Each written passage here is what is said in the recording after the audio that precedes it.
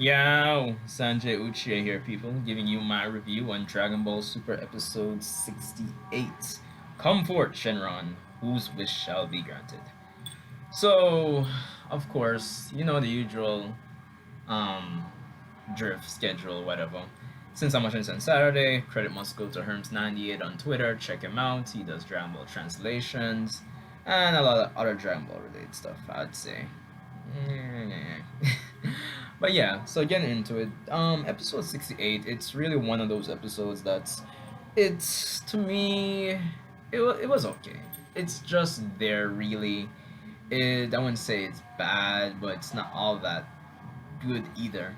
It's one of those episodes after like a major arc, as we've seen in Super, where we get to see the characters just chill out, just be mellow, probably some side quest or something of the sort. And for this episode, it really revolved around, I guess, them trying to portray some form of comedy where Goku trying to revive King Kai is concerned. But getting into it, so we start off the episode with Bulma essentially working on a replacement for some blue crystal ring that's apparently needed for the time machine. So eventually, Goku stops by to borrow the Dragon Radar, and of course, Bulma doesn't want anyone to find out that she's working on this, so she hurries and turns the light off. So eventually, she does realize that since Goku is looking for the Dragon Ball, she could just use the Dragon Balls to wish for the crystal that's needed. So eventually, Goku does go out to gather Dragon Balls in, at this point, record time, since obviously he can fly around the planet at probably lightning speed. But yeah, so eventually Beerus and Whis, they arrive for food nonetheless. And as we go on into the episode, it really just goes into everybody.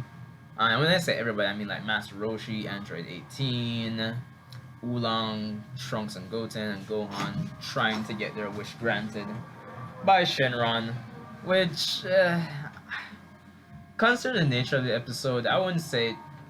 I probably should say Dragon. As I said, this episode is just. It's just there, honestly. Like, I'm watching, I'm like, eh. Probably since we're coming off the Future Trunks arc where everything was so tension filled and every week we're looking forward to this epic or crazy shit happening, that this episode just feels eh, eh.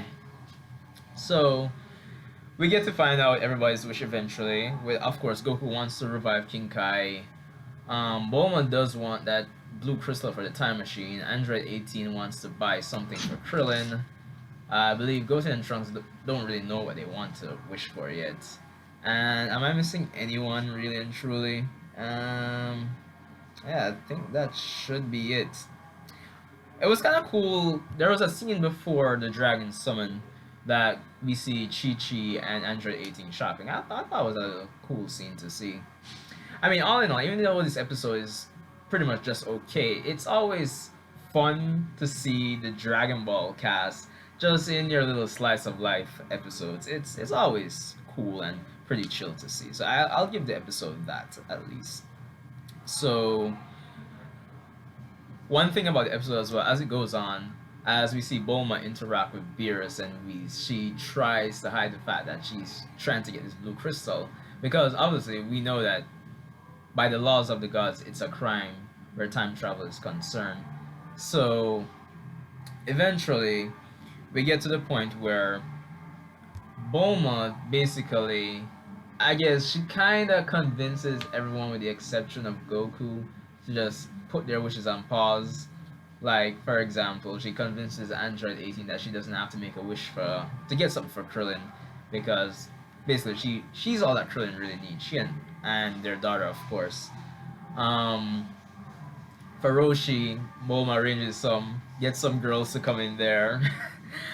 She tries bribing Android 18 to, I guess, show Oolong or give Oolong her panties, which of course she just flicks Oolong away. Goten and Trunks, as I said, they didn't really want to or anything. But one thing I found interesting about the episode is that Gohan comes in at one point and Pan is sick, and apparently, based on what Herms is saying, that She has a fever, but herb medicine doesn't work on Saiyans. I find that kind of interesting, to say the least. But man, it is what it is. So Gohan gets the first wish, and Pan's healed. And I must say, I really do. I hope Super goes beyond the 10-year time skip, because really, as a baby, I'm really liking Pan. She still actually could grow up to be a very cool character, depending on how the series, I guess, progress or where it goes in the future. So eventually, Bulma tells Goku that she'll give Goku the wish to revive King Kai if Goku can get the crystal for her. So which is apparently deep beneath the Earth's surface. So Bulma uses Beerus as a way to keep Shenron around while Goku goes off to fetch the crystal. And it was interesting to see, like, this scene kind of reminded me of that filler scene when Goku was on his way to Namek, when he put on the spacesuit and was outside the spaceship. Yeah, Goku was down there in, like, a suit protecting from the heat of the magma, I guess. Of course, Beerus and we seem to catch on to what Bulma's up to when they teleport there. And Goku returns with the crystal, but Beerus has it. So eventually, Beerus obviously at this point catches on. Well, he comes to the conclusion that yeah, the crystal is for a time machine, and after Bulma realizes that she's been found out, she tries to apologize. She won't do it again. Beerus crushes the crystal, and not only that, but he destroys the section of Bulma's lab where the time machine and the notes from future Bulma is. So that's that for that, I guess. And at the last minute, when Goku's trying to wish back King Kai, Shenron just goes off because he's basically afraid of Beerus. So, and that's basically it for the episode, honestly. As I said, this episode is it's just really chill. It's one of those slice of life episodes that, but I think when you really count or look at all the slice of life episodes in Super, I think this is one of the weaker ones, one of the weaker entries. I mean, it just feels like this episode is just there, really. So, kind of give the animators, the people who are Toei, a break from, I guess, the hectic hype train of the Future Trunks arc, especially since it just ended. So, all in all, it's not a bad episode. Honestly, I'd probably give it uh, probably a 6.5 to a 7. It's okay, really and truly.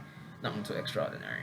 But based on the preview for next week, it's another slice of life episode with a character that we've seen in Super only once, but she's a well-known Dragon Ball character throughout the franchise. Ariel, I'm hoping I'm pronounced that right, or Ariel.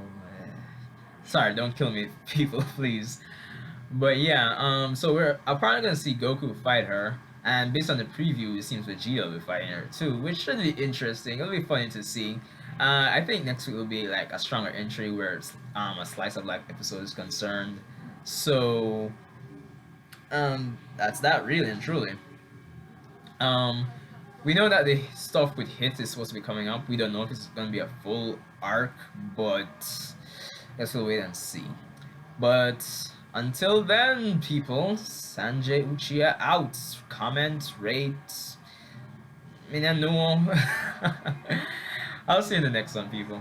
Peace out. Meh.